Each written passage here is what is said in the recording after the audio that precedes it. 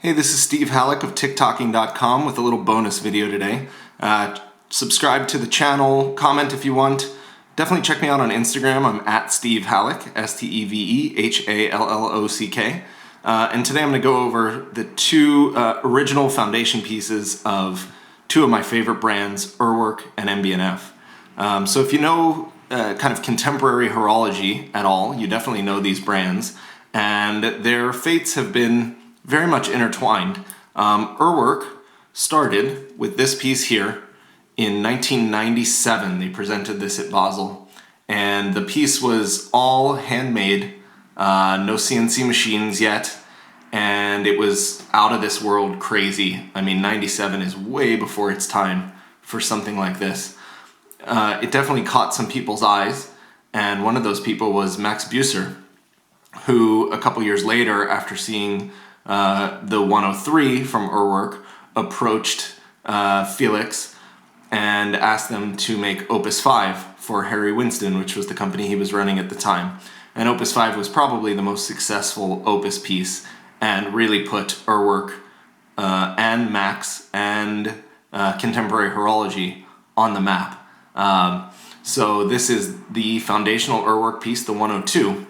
Now, right after Opus 5, Max left Harry Winston and started MB&F.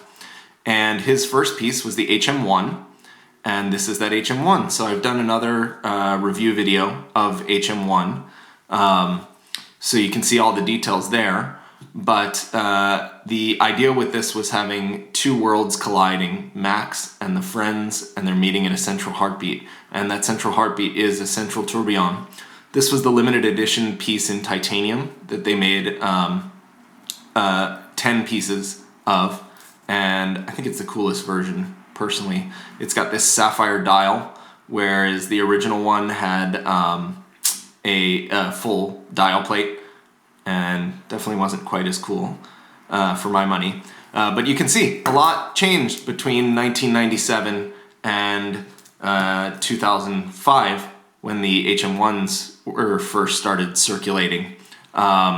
This would have been way too crazy in 97. Even this was way too crazy for people in 97. It blew everybody's minds, and there was no way that you were really going to sell this thing. It was way before its time.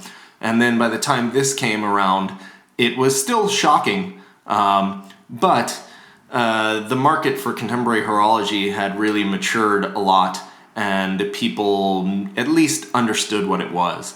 Also in 97, you rarely saw a tourbillon, whereas by 2005, they were still a little bit rare, but you saw them and people knew what they were. And so it was a little bit more kind of known. Also in 97, this has a plain back, and that was still pretty common. URWERK's never had a display back, but they did start with the control board with the 103, where you can see all sorts of little functions on the back.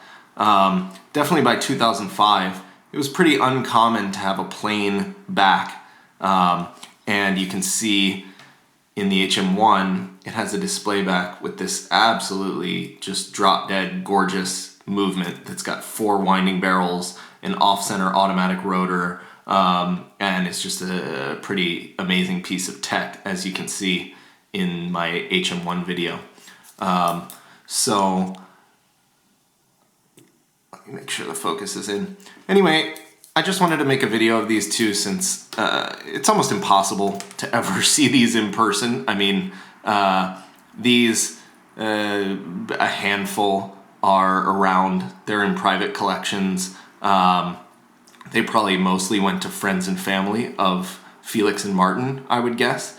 And these, like I said, it's a 10-piece limited edition. So to have both of these in one room is pretty damn rare, and I thought you guys would like to see it. Anyway, that's it. Again, check me on Instagram, follow me here. I'll have a bunch more videos, and have a nice day.